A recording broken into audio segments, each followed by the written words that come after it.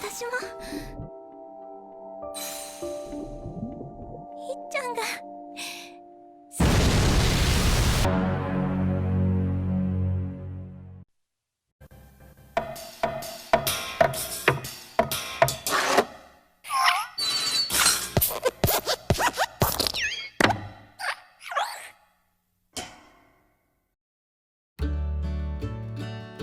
Hai minasan, terima kasih sudah klik video ini dan selamat datang di channel Koronim. Oke, di video kali ini, Mimin akan merangkum keseluruhan cerita dari anime berjudul Quality Code. Anime ini menceritakan sekelompok siswa pilihan yang ditugaskan untuk melindungi bumi dari makhluk asing, disebut Arno. Belum ada informasi jelas tentang berapa jumlah atau dari mana asal mereka. Namun yang pasti makhluk tersebut sudah hampir membuat bumi di ujung kiamat. Oke, seperti biasa, jika kalian suka dengan konten seperti ini, bisa klik tombol subscribe yang ada di bawah. Dan Mimin juga meminta like-nya sebagai uang parkir. Tanpa banyak basa-basi lagi, langsung saja, simak ceritanya. Lanjut! Di awal scene, kita akan melihat pertempuran antara pasukan bumi dengan armada asing yang turun dari langit. Di mana pasukan bumi ibaratkan seperti serangga karena perbedaan teknologi yang sangat jauh. Dan di tengah pertempuran itu, ada seorang anak kecil yang tersesat bernama Ichiya. Jelas, ia pun sangat ketakutan atas apa yang sedang terjadi. Lalu muncullah teman gadisnya bernama Kanaria yang mencoba menenangkannya.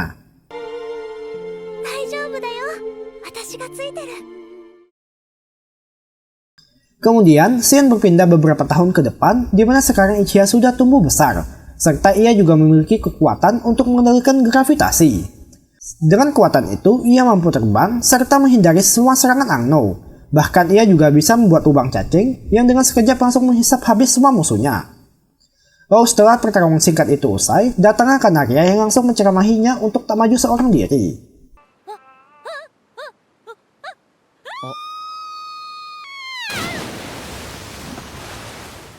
Di sini bisa kita lihat kalau Kanaria adalah seorang gadis ceroboh yang semua kebutuhannya harus disediakan oleh Ichiya. Dan setelah siap, mereka kemudian menuju ke pusat kota untuk melapor. Saat sampai, terlihat keamanan di sana pun cukup ketat. Untuk masuk saja mereka harus menjalani semacam scan dari chip yang ditanam di tengkuk mereka. Dan saat masuk ke ruang rapat, terlihat ada beberapa murid yang menjadi perwakilan dari sekolah lain, bernama Tenkawa Maihime serta wakilnya Hotaru Rindo, yang menjadi perwakilan di wilayah Kanagawa. Untuk wilayah Chiba diwakilkan oleh Chigusa Kasumi dan adiknya Chigusa Asuha.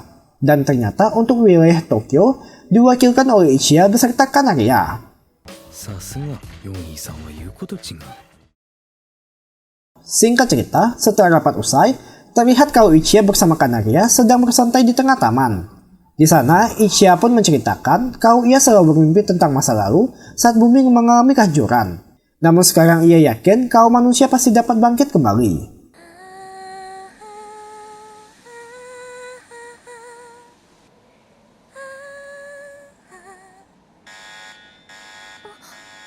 Di waktu bersamaan, muncul peringatan kalau telah terdeteksinya kemunculan Arno.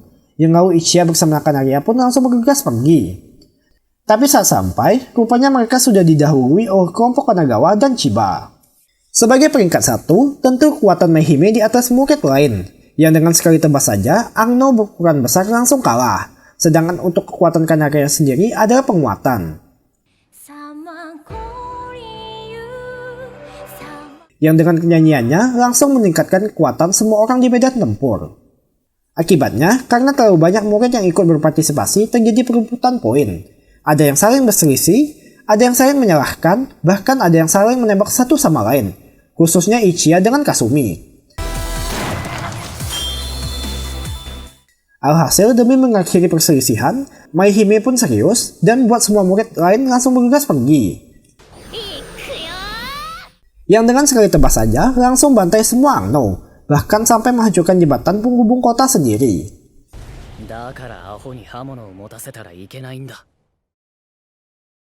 Keesokan harinya, sebagai bentuk hukuman atas kejadian kemarin, mereka semua pun ditugaskan oleh instruktur bernama Asanagi dan Airi untuk bantu perbaikan jembatan, bersama dengan anak-anak teknik. Dan saat sampai, agar bisa mempercepat proses perbaikan, mereka pun memutuskan untuk berpencar menjadi 2 tim. 準備はいいかな？いくよー。グッドパー。 Untuk tim Kanaria, terdiri dari Asuha dan Maihime, yang untungnya sebagai sesama perempuan, mereka dapat bekerja sama dengan baik, hingga proses perbaikan pun menjadi lebih cepat. Sedangkan untuk Ichiya harus bersama dengan Kasumi serta Hotaru, yang mana mereka sama sekali tak bisa bekerja sama, hingga perdebatan pun kembali terjadi.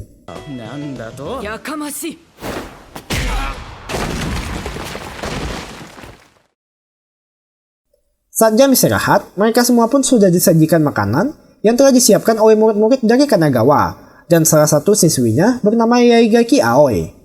Tentu kedatangan Yaigaki bukan hanya untuk itu saja, di mana Asanagi dan Airi mendapat info kalau ada unknown yang diam-diam terlihat di laut. Oleh karena itu, supaya yang lain bisa mendapatkan gambaran, disinilah peran Yaigaki diperlukan. Kekuatan Yaigaki sendiri adalah membagikan informasi dengan dikirimkan langsung ke otak, hingga memberikan gambaran atas kejadian. Setelah siap, mereka pun langsung menyelam ke dalam air, kecuali Kanaria serta Kasumi yang tak bisa berenang. Anehnya, selama menyelam, terlihat laut itu sangat kosong, bahkan satu ikan pun tak nampak. Serta pergerakan mereka juga dibatasi untuk tak mencari sampai keluar batas. Sedangkan untuk Kasumi, ia pun tak tinggal diam saja menunggu yang lain, di mana ia sengaja membenamkan telinganya ke air guna mencari sang unknown.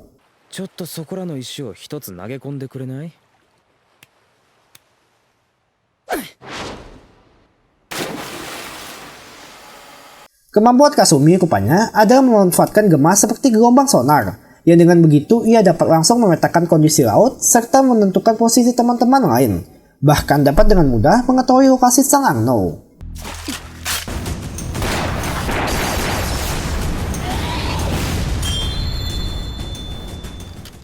Ya akhirnya misi mereka pun selesai berkat bantuan Kasumi seorang diri. Keesokan harinya, nampak Ichiya sedang berkunjung ke rumah sakit untuk menjenguk salah satu bawahannya yang terluka, serta akibat luka tersebut sang bawahan akan dipulangkan dari garis depan. Oleh karena itu, sebagai bentuk perpisahan, Ichiya pun memberikan sebuah oleh-oleh padanya.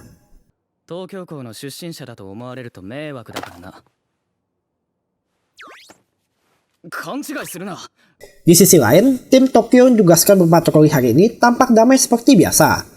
Namun tiba-tiba muncul beberapa unknown disertai sebuah unknown berukuran raksasa. Yang jelas tanpa adanya kehadiran sang kapten, hal itu membuat mereka terpaksa mundur.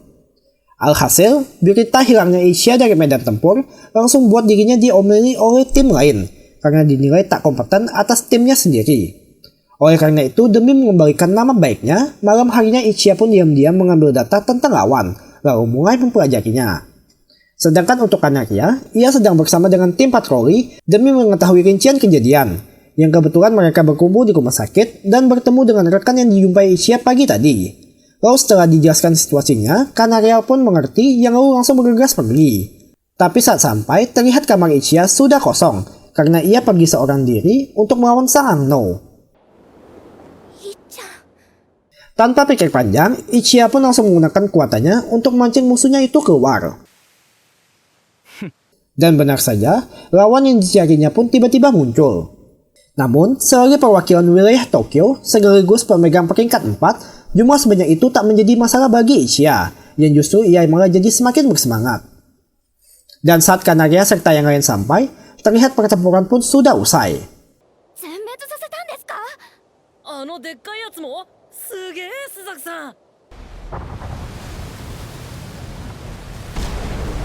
Tanpa diduga, muncul unknown berukuran raksasa disertai dengan antek-anteknya, yang lalu dengan sombongnya, Ichiya pun kembali maju seorang diri. Namun kali ini, ia cukup kesulitan karena kekuatan sang unknown itu lebih kuat daripada yang lain. Untungnya, berkat kehadiran rekan-rekan di sana, mereka pun juga ikut membantu untuk menghadapi antek-anteknya, sedangkan Kanaria akan menggunakan kekuatannya untuk memperkuat Ichiya. Tapi walau sudah diperkuat oleh Kanaria sekalipun, Ichiya hanya dapat bertahan saja.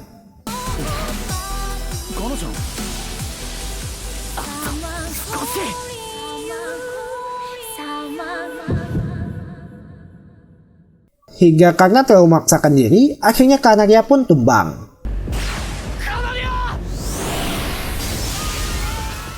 Serta di waktu bersamaan, mereka juga dipersulit dengan munculnya inti tubuh dari sang unknown. Sampai fajar menyingsing, monster itu pun masih terus berkeliaran di luar. Sedangkan kelompok Ichiya terpaksa harus bersembunyi karena kondisi Kanaria semakin memburuk. Dan di titik ini kita akan melihat Ichiya yang biasanya sombong untuk pertama kalinya merasa takut dan terdesak. Beruntung datang kelompok Maihime yang akan mengalihkan perhatian. Sementara itu kelompok Kasumi akan mengevakuasi Kanaria. Namun, walau sudah terkena serangan langsung dari Maihime sekalipun, monster itu masih belum tumbang. Yang alhasil mereka pun kembali mundur untuk menyusun rencana. Selama Kanaria dirawat, terlihat Ichiya pun sangat menyesal atas perbuatannya.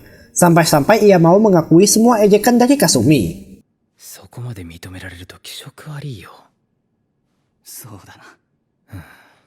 Belum selesai begitu saja, ia juga harus mendapat ceramah dari Asanagi dan Airi karena telah melanggar perintah.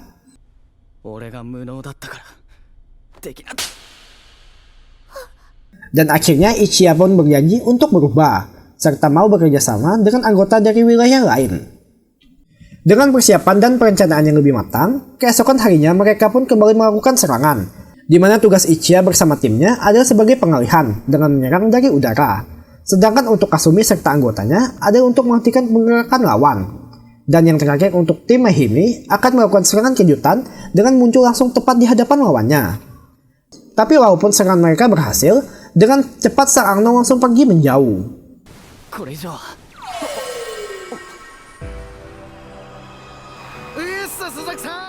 Lalu tanpa diduga, datang Kanaria yang juga dibantu dengan kemampuan Yaigaki. Alhasil, kombinasi itu pun membuat jangkauan kekuatan Kanaria jadi lebih luas dan memperkuat semua orang di sana. Ichiya yang melihat hal itu pun jadi terinspirasi, lalu juga melakukan hal serupa dengan Maihime.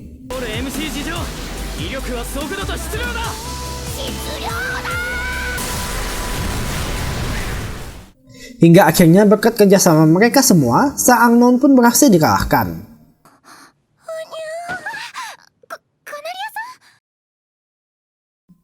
Setelah kejadian itu, sebagai bentuk tanggung jawab, Ichiya pun berniat mundur lalu menyerahkan posisinya pada Kanaria, serta hendak menyatakan perasaannya. Tapi sebelum sempat dijawab, tiba-tiba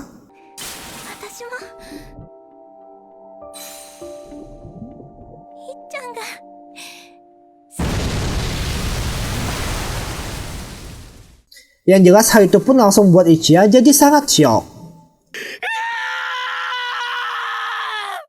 Hal yang sama juga terjadi pada anggota lain yang pergi bersama Kanaria, kecuali Yaigaki yang langsung menjalani operasi pada barcode-nya. Belum dijelaskan alasan kenapa hanya dengan keluar dari zona batas, mereka langsung menjadi incaran.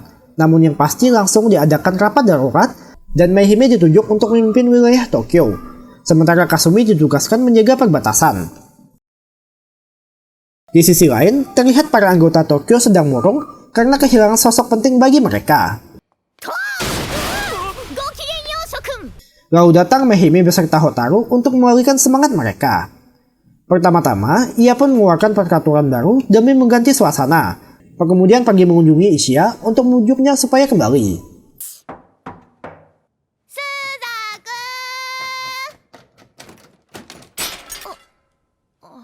Dan terlihat kalau kondisi Ichiya sudah sangat buruk, di mana ia jadi sangat tertekan atas kepergian Kana. Tentunya sebagai sosok pemimpin, hal itu tak pantas ditujukan pada bawahannya. Yang lalu tanpa basa-basi, Maihime pun langsung menyemati Ichiya supaya bangkit. Tapi obat terampu untuk mengembalikan orang yang sedang galau adalah waktu. Yang hasil mereka pun pergi tanpa mendapat hasil memuaskan.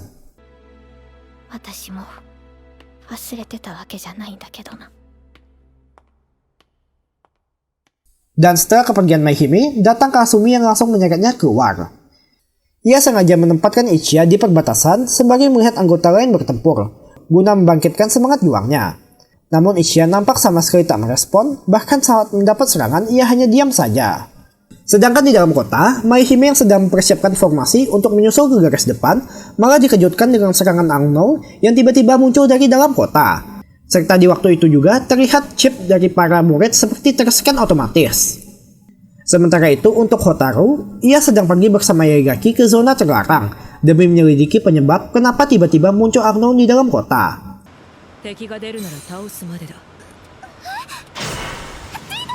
Dan ternyata memang ada sesuatu yang berhubungan dengan zona terlarang. Hal serupa juga dialami oleh kelompok Maihime di dalam kota, di mana tiba-tiba para Angno langsung melakukan serangan kejutan pada murid yang terscan.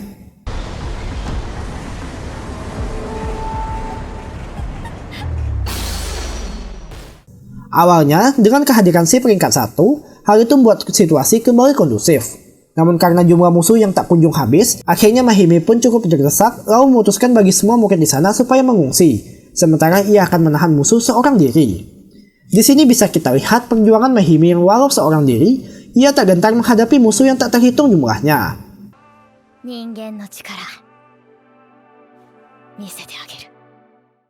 Dijelaskan, awal mula Maihime atau murid lain mendapat kekuatan adalah setelah mereka terbangun dari cold sleep, atau kapsul tidur yang buat penggunanya berhibernasi dalam waktu panjang, tepat seperti di film Shumatsu no Harem. Sedangkan di wilayah laut juga cukup terdesak dengan dikepung dari segala arah.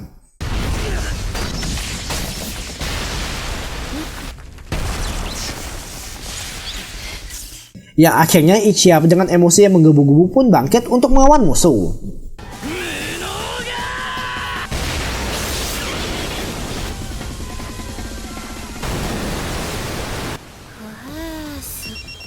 Sontak Kasumi yang baru mendapat info kalau wilayah kota telah diserang, langsung memutuskan pergi dengan menyerahkan musuh di sana pada Ichiya.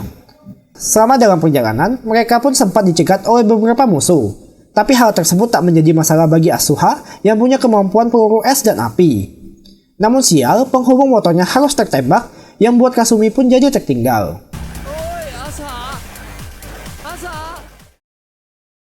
Kembali ke Maihime di dalam kota, walau sudah kehilangan senjatanya sekalipun, Maihime masih terus melakukan perlawanan. Dan akhirnya muncul musuh yang tampak seperti bos. Kekuatan lawannya kali ini pun cukup berbeda dengan yang lain, di mana ia dapat memperkuat rekan sesamanya, sekaligus di waktu bersamaan melemahkan Maihime, hingga tanpa sengaja membuat chip yang ada di tengkuknya pun jadi rusak. Dan saat hendak dihabisi,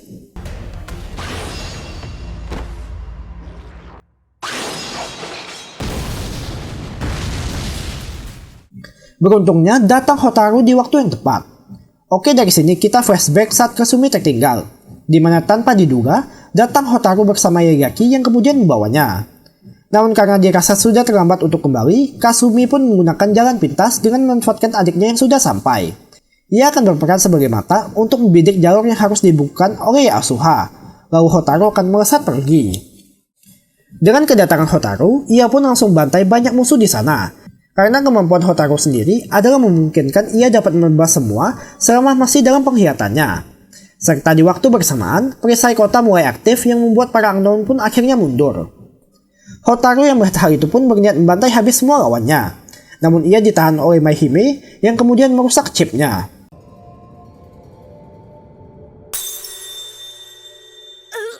Dan dari sinilah langit yang awalnya terlihat cerah langsung berubah menjadi merah seperti darah. Sontak Kasumi yang melihat mereka dari jauh pun cukup keheranan atas apa yang sedang terjadi. Dan Hotaru kemudian menitipkan pesan yang masih misterius.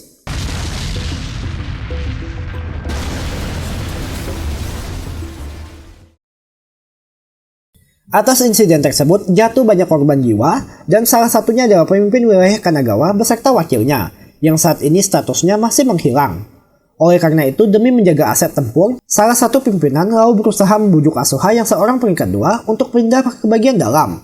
Tapi sayang, permintaan itu harus ditolak dikarenakan sebagai seorang brokon, tanpa kehadiran sang kakak, tentu ia takkan betah.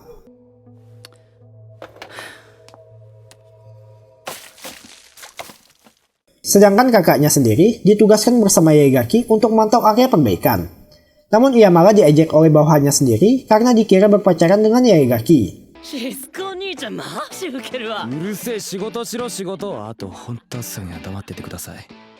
Dan hal yang ditakutkan pun terjadi, di mana tanpa diduga adiknya itu melihat kakaknya sedang bersama gadis lain, lalu diam-diam mulai membuntuti mereka.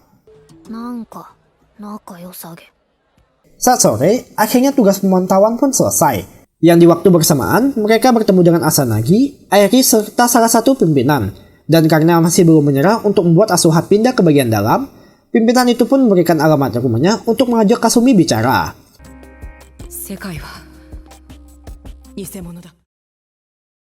Singkat cerita, seusai makan malam, Kasumi pun hendak pergi bertemu dengan pimpinan. Namun sebelum itu, ia menyempatkan diri untuk mengecek chip yang ada di tekuk adiknya. 全然良くないからキモいキモいキモいキモいキモい。動くなバカ。やっぱ普通だよな。 Dan melihat gelagat aneh dari kakaknya itu, Asuha pun mengikutinya. Di sisi lain, terlihat pimpinan itu sedang mengecek rekaman sebelum Hotaru dan Mehime menghilang, yang rupanya ia menyadari sebuah pesan yang telah ditinggalkan oleh Hotaru. Dengan disuguhkan kopi panas, mereka pun mulai bicara empat mata, yang rupanya tujuan pimpinan itu memanggilnya adalah untuk menginterogasinya terkait pesan yang telah ditinggalkan oleh Hotaru tempo hari. 何の話。 Dan disinilah terkuak sisi gelap dari pimpinan yang mereka layani selama ini. Tanpa diduga, ia memiliki kemampuan semacam tentakel yang tak terlihat untuk menyerang, hingga tanpa sengaja membuat chip Kasumi jadi tergores.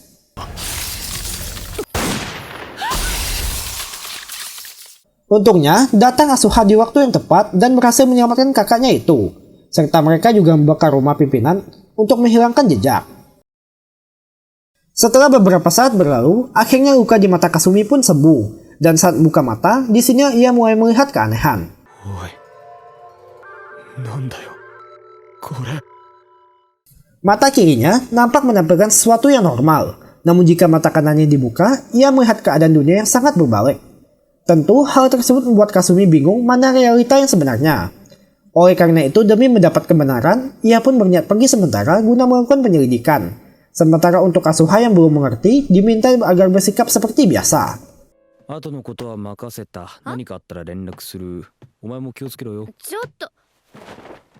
Pertama-tama, Kasumi pun pergi seorang diri ke lokasi terbengkalai, serta ia juga menghentakkan kaki demi memastikan tak ada yang mengikutinya.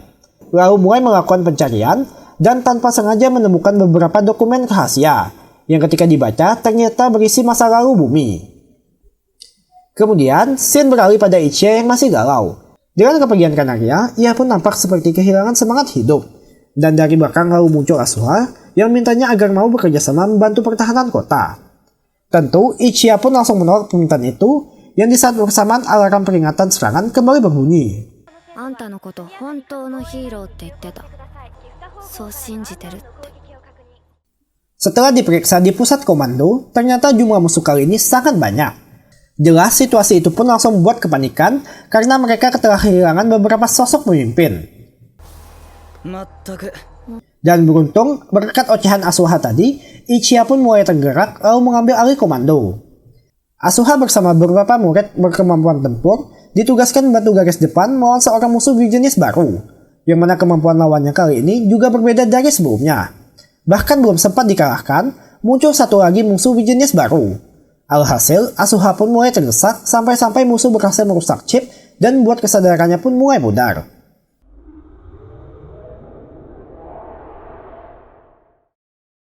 Sedangkan untuk murid non-tempur diminta membantu proses evakuasi sambil dilindungi oleh Ichiya. Namun anehnya, seorang petugas malah menahan Ichiya pergi karena merupakan satu-satunya aset tempur yang tersisa. 狙撃。こんなゲートができるのは一人しかいない。Belum diketahui tujuan Kasumi menembak petugas tersebut, tapi yang pasti hal itu langsung membuat Ichiya murka hingga pertarungan keduanya pun tak terelakkan. Jelas sebagai seorang sniper, tentu Kasumi sadar tak akan menang apabila melakukan pertarungan jarak dekat, yang lalu ia pun berusaha menghindar sebisa mungkin, sampai tiba-tiba muncul sosok Arnau yang dilawan oleh Maihime tempo hari. 貴様の昔話など聞きたくない。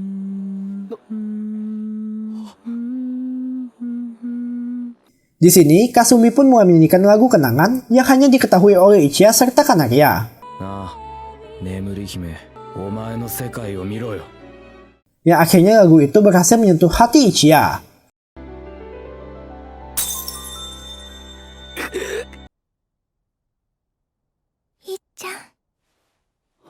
Ternyata sosok Arnau itu adalah Kanaria yang selama ini masih hidup. Dan disinilah terjadi plot twist yang sebenarnya. Oke, pertama-tama sebelum itu, mari saya perkenalkan sang komandan sekaligus ibu dari Kasumi dan Asuha, bernama Chigusa Yu. Ia adalah seseorang yang ditugaskan merebut kembali anak-anak dari cengkraman para Angno. Karena rupanya saat anak-anak terbangun dari hibernasi mereka, para Angnon sudah menanamkan ingatan palsu di otak mereka dan buat anak-anak saling melawan kaumnya sendiri. Oleh karena itu, mereka pun berniat mengakhiri perang dengan menggunakan sebuah meriam raksasa yang dengan sekali tembakan dijamin para Angno akan langsung musnah. Namun sebelum melakukannya, mereka harus merebut semua anak-anak terlebih dahulu. Tentu, semua penjelasan itu membuat beberapa siswa merasa kebingungan, dan salah satunya adalah Ichiya yang tak menyangka kalau ia dapat bertemu kembali dengan Kanaria.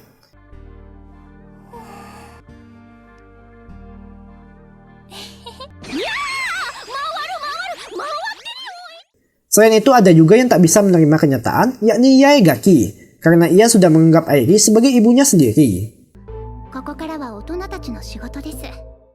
Sebelum hendak melakukan serangan, tanpa diduga, para Angnon melakukan serangan terlebih dahulu, dan dengan sigap para tentara pun langsung terjun untuk menghadang. Jelas para murid tingkat atas juga tak tinggal diam, yang padahal mereka sudah ditahan agar menyerahkan urusan perang pada orang dewasa. Di sisi lain, terlihat percintaan antara Asanagi dengan Airi, sambil menyaksikan pertempuran dari jauh. Yang rupanya, di awal Airi memang menganggap anak itu hanya sebagai alat, tapi seiring berjalannya waktu, ia mulai mencintai mereka, lalu menganggapnya sebagai anak sendiri.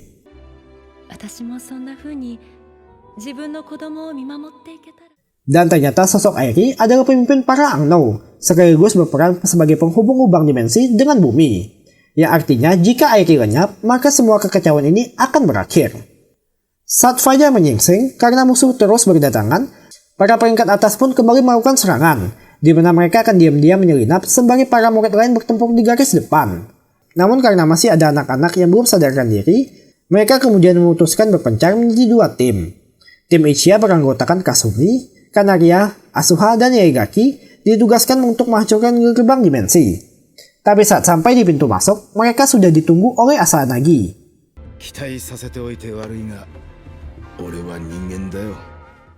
Sedangkan Maihime bersama Hotaru akan menyelamatkan anak-anak yang masih tertidur. Dan sama halnya dengan kelompok Ichiya, mereka juga dihadapkan oleh sosok Angno yang wujud aslinya sangat aneh. Alhasil, pertarungan kedua belah pihak pun tak terhindarkan.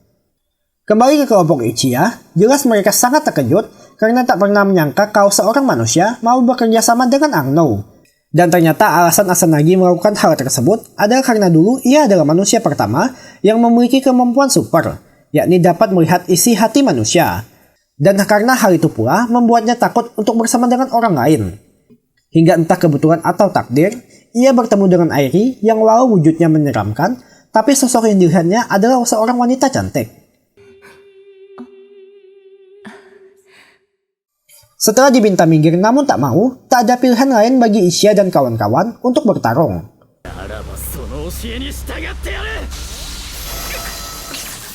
Tapi tanpa diduga, kekuatan mereka semua tiba-tiba lenyap karena ulah Yaegaki.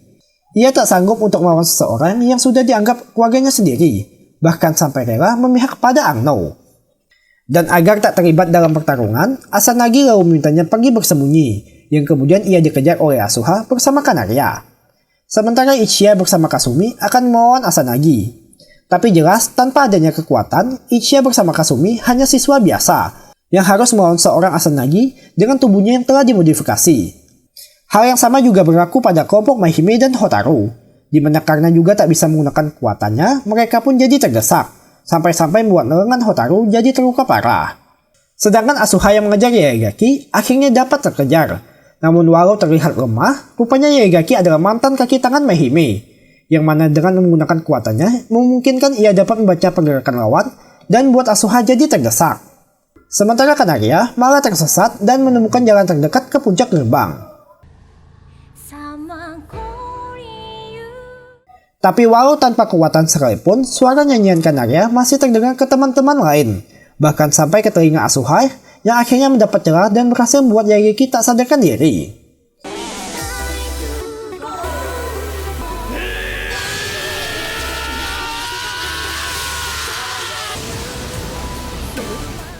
Serta karena telah mendapatkan kekuatannya kembali, akhirnya Maihime pun dapat mengalahkan Angno, yang rupanya adalah sosok asli dari Airi. Dengan gugurnya Airi, satu persatu armada Angnon pun mulai mundur, dan gelombang dimensi juga runtuh. Sedangkan untuk Yaegaki yang masih pingsan, ia lalu dibawa oleh Asanagi atas permintaan terakhir Airi. 悪いけどお願いね。仕方ねえな。 Sen menampilkan langit bumi yang kembali cerah, serta para pemimpin kota memutuskan untuk membangun kembali wilayah mereka. Tamat. Oke minasan, cukup sekian alur cerita dari anime Quality Code kali ini. Sungguh anime sangat memplot twist-kan. Jangan lupa terus dukung channel ini dengan cara subscribe, like, komen, dan share yang banyak. Sore dewa. Mata nih.